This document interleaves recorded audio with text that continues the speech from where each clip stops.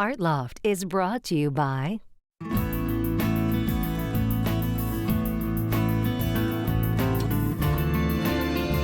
Where there is freedom, there is expression. The Florida Keys and Key West. the Miami-Dade County Tourist Development Council, the Miami-Dade County Department of Cultural Affairs, and the Cultural Affairs Council, the Miami-Dade County Mayor, and the Board of County Commissioners, and the Friends of South Florida PBS.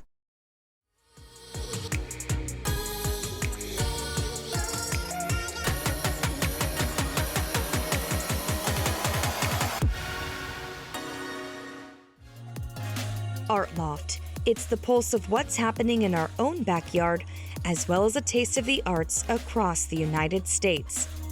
In this episode, the story of us. We meet Bob Dylan's America. Are these his memories, just going through a town, never seeing it again, but just kind of recalling those memories? And I think a lot of his work is about that. An arts project hailing healthcare heroes. And we get a dancer's take on the pandemic.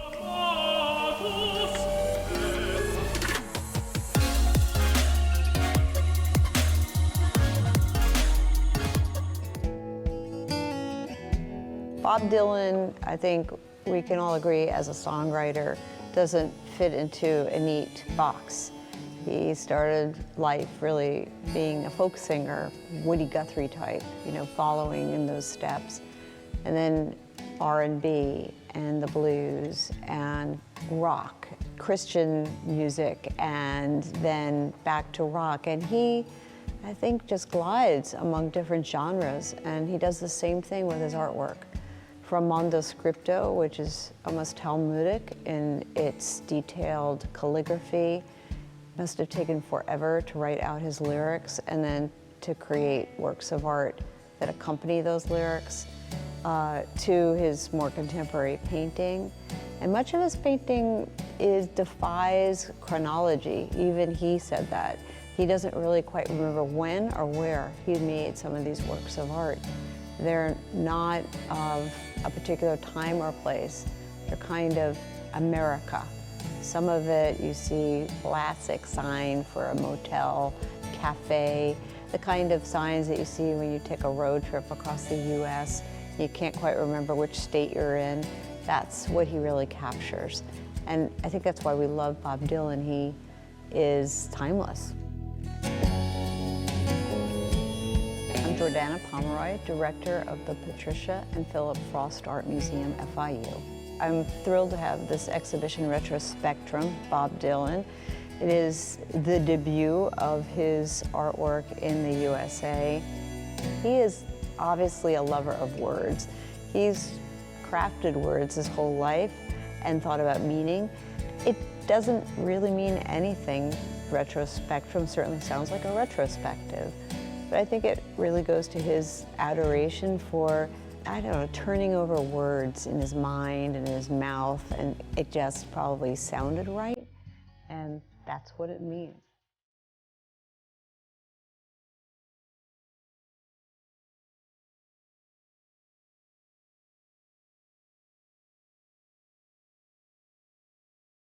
I think a lot of people, they didn't know that Bob Dylan is also a visual artist, but those who really follow Bob Dylan know him as a visual artist, obviously a poet, a lyricist, a singer, and a filmmaker as well. So he's really very much a Renaissance man.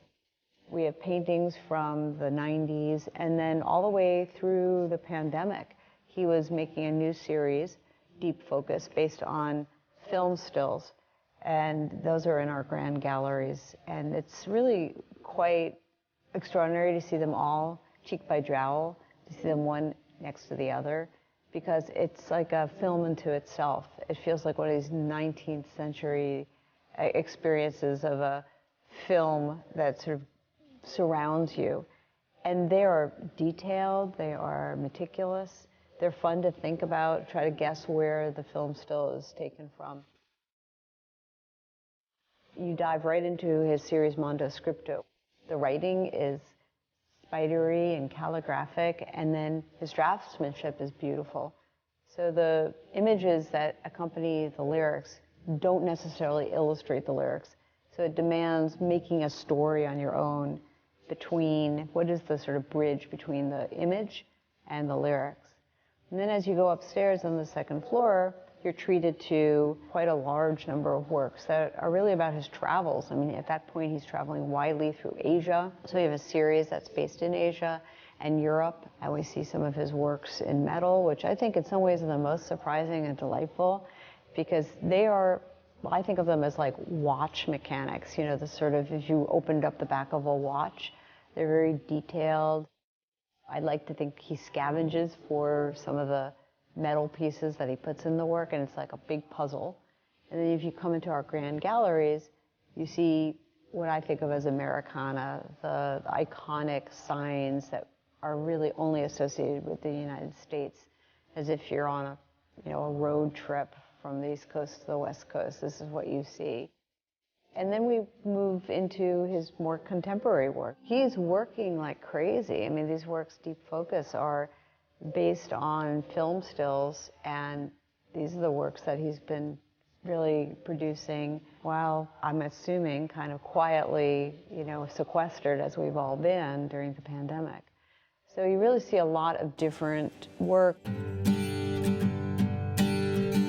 I think he's somebody who probably doesn't sleep a lot. That's all I can say is that hours in his day must just look a lot different. I imagine he just wakes up and just starts to create something new. I think he has a very rich Rolodex in his mind of artwork, and especially by iconic American artists like Edward Hopper, the Ashcan School, and the Ashcan School and Bob Dylan. And a lot of artists don't want to talk about who were their great influences. I think sometimes artists find that a painful subject. They're crafting their own path, right? They're carving their own place. It's not that they don't like to pay homage, but they are finding their own voice. And I think his voice is unique, but definitely American in a certain sense. And that's where you see the Edward Hopper and the Ashcan School, I think, most clearly. I think his work is very relatable. He doesn't like to be boxed in, but what he offers is his songwriting and now his visual art, and in a sense it's a piece of himself, and so we can kind of better understand this, really this icon, this genius of the 20th and 21st centuries. Dylan's Retrospectrum is at the Frost through mid-April. Learn more at frost.fiu.edu.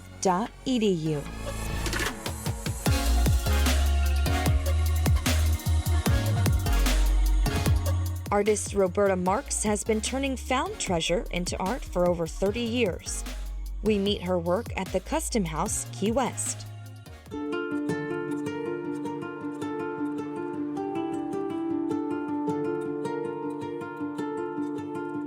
Roberta Marks is a local artist. She lived down here in the Keys since 1981, so she's been a long-term artist down here. This is a retrospective. She's worked in many different mediums, including pottery, paintings, mixed media, and construction. So this exhibit really brings together a lot of elements that she's worked in. There definitely are elements from her early career in here all the way through works that have just been created specifically for this show. So you can see works that she's created in the 1970s all the way up through now. So you can see her progression of works, what her influences are, and actually the materials with which she was working with.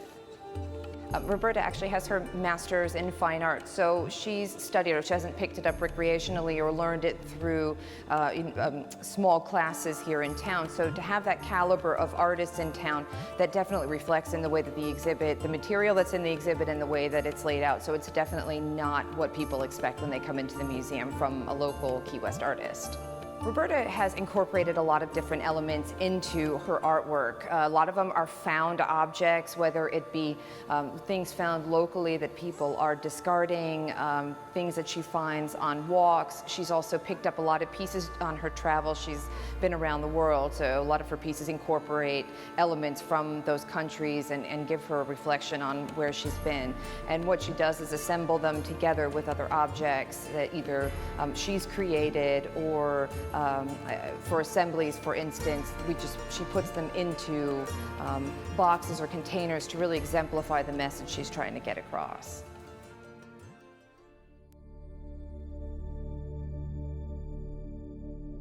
I think the tone of the show is something that people are not necessarily expecting when they walk in. People expect bright colors, blues and purples and pinks, and you walk in here and you really have that a darker tone. She incorporates a lot of grays, a lot of blacks, a lot of whites, keeps to a very neutral palette, and I think that's reflective of what she is exemplifying in her artwork and the place that she's reaching inside to bring out in her artwork.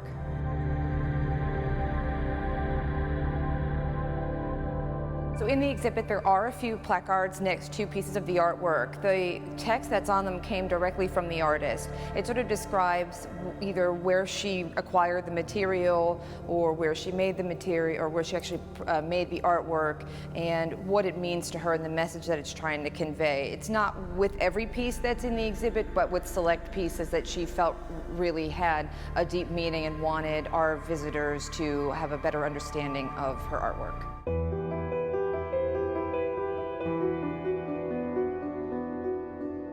We decided to put the exhibit together because Roberta's been here and working in Key West for the last over 30 years actually, and we thought with the quality of her work that it was time to honor her with a retrospective. We asked her what she would like to do, the direction it would like to take. This was really a collaborative effort on our part and the artist's part.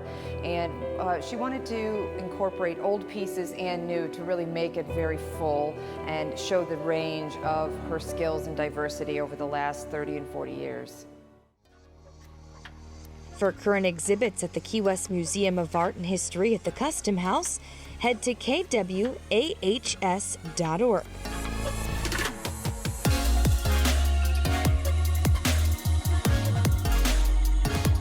As pandemic shutdowns took hold, Oolite Arts commissioned visual artists to paint portraits of one hospital's essential workers.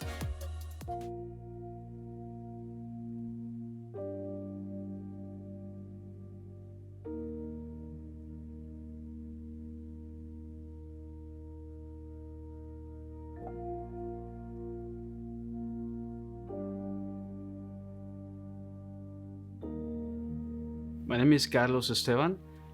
I'm a registered nurse and I've been at Mount Sinai for the last 2 years. My name is Julian Abesta. I'm working in 6 Blum, night shift charge nurse, and I've been here at Mount Sinai for the last 29 years. My name is Leah Georgette Jean-Pierre, and I'm here at Mount Sinai for 21 years.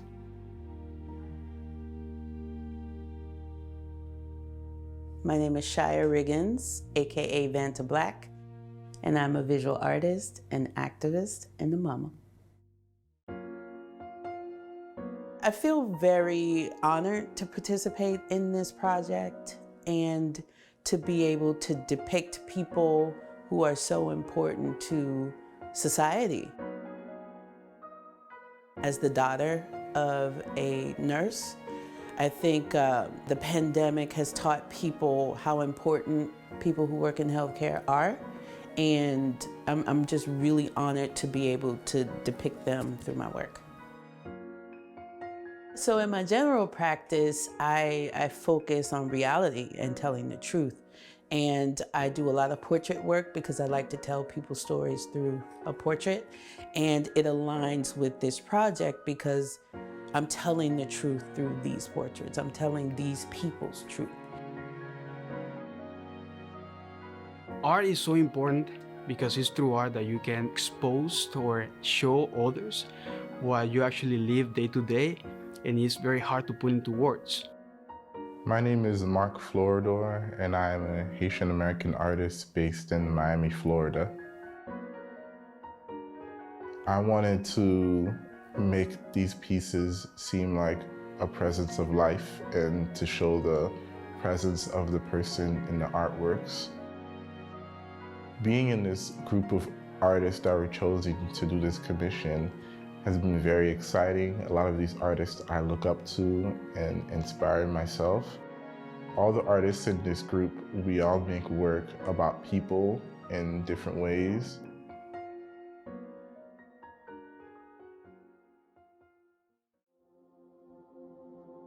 Mi nombre es William Osorio, soy un artista, pintor.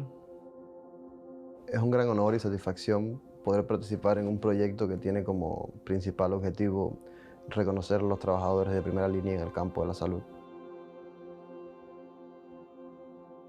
La oportunidad de poder hacer estos retratos me da la posibilidad de poder colocar a estos personajes, a estas personas que están arriesgando su vida en un contexto de un peligro inmenso, colocarlos en una plataforma donde son visibles para todos, no solamente para todos, sino para ellos mismos. El reto de este proyecto para mí consiste en el hecho de que normalmente en mi trabajo los sujetos que yo represento son un medio para yo hablar de un fin postrero. Ellos son verbos, son palabras.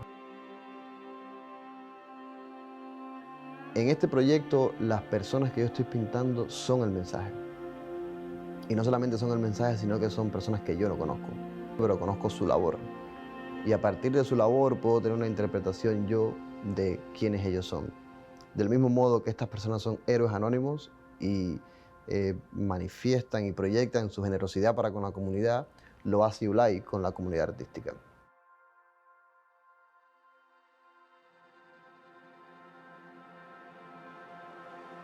It's really refreshing to have artwork in the building that I work at, especially because I can take a break and enjoy new art.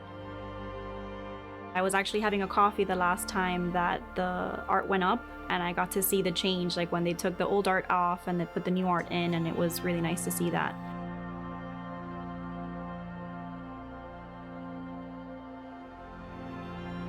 My name is Morel Doucette, and I'm a Miami-based artist. Portrait is this universal identity that regardless of your gender, your culture, your religion, you immediately recognize that's a visible person. So it brings the humanity in the individual. And I think ultimately that's what I want to capture from these people. I want to capture their humanity, and I want them to be front and centered and celebrate them at the same time. When I was approached by Oolite Art to work on these portraits for Mount Sinai, I needed a moment to kind of really think about the workers in the hospital, thinking about the high demand on their physical body and the everyday toll of just moving through space. Ultimately, I decided that I wanted to work with a mixed media approach because I wanted to use a process that would parallel to how these workers navigate inside of the hospital.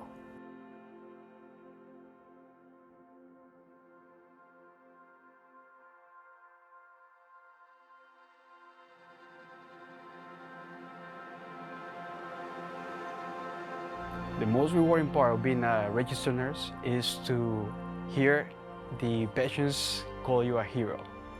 And I got that many times, and it's an amazing feeling because you actually do make a difference in people's lives. The most rewarding part of my job is being able to give back to the community by helping out the sick. And I've done that the last 29 years as an employee here at Mount Sinai. I enjoy art, and it's sometimes I don't have enough time to be so creative myself, so it's nice to see someone else's work.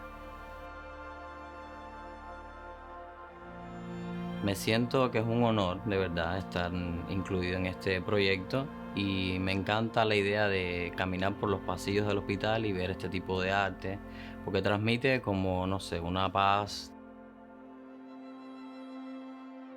Tener ese tipo de imágenes alrededor del hospital.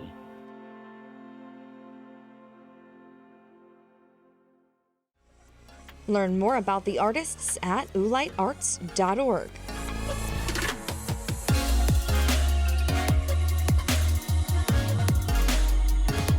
The pandemic also inspired filmmaker and performance artist Carla Forte's latest film, Here's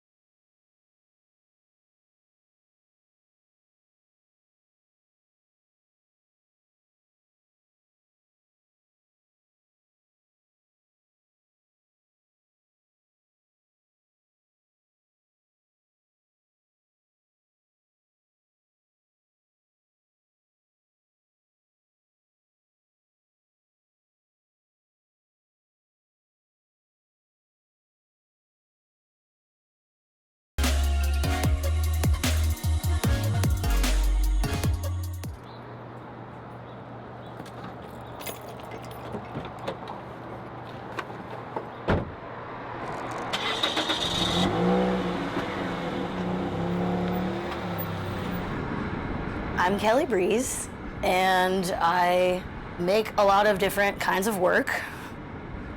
Being an artist was like completely inevitable because I come from a long line of artists all over the family, and I just grew up around that kind of stuff.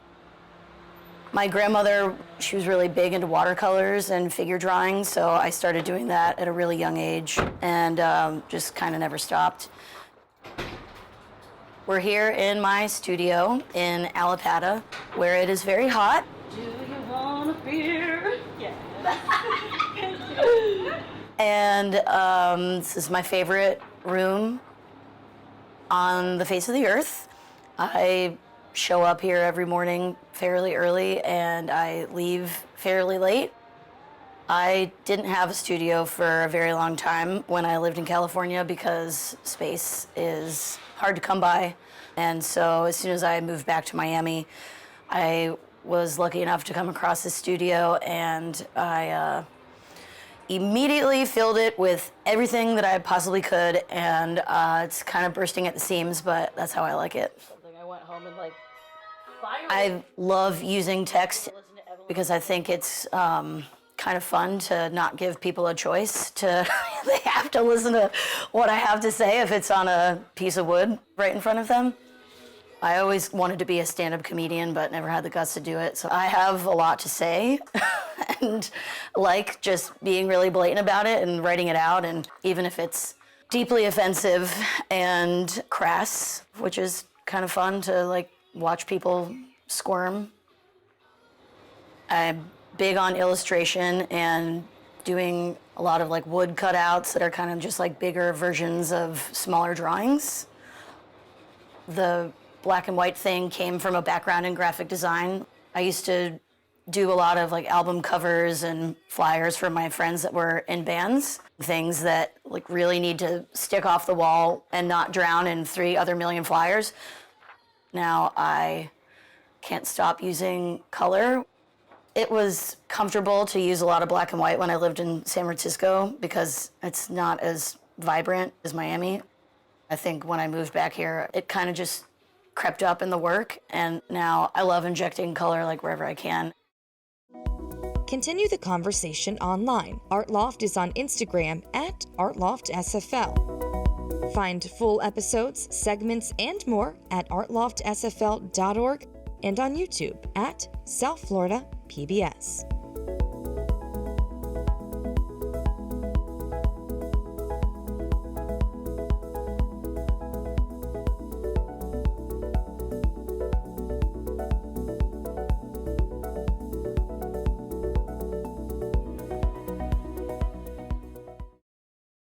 ArtLoft is brought to you by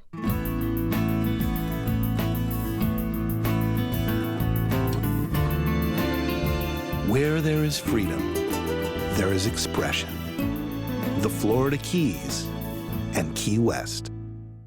the Miami-Dade County Tourist Development Council, the Miami-Dade County Department of Cultural Affairs, and the Cultural Affairs Council, the Miami-Dade County Mayor, and the Board of County Commissioners, and the Friends of South Florida PBS.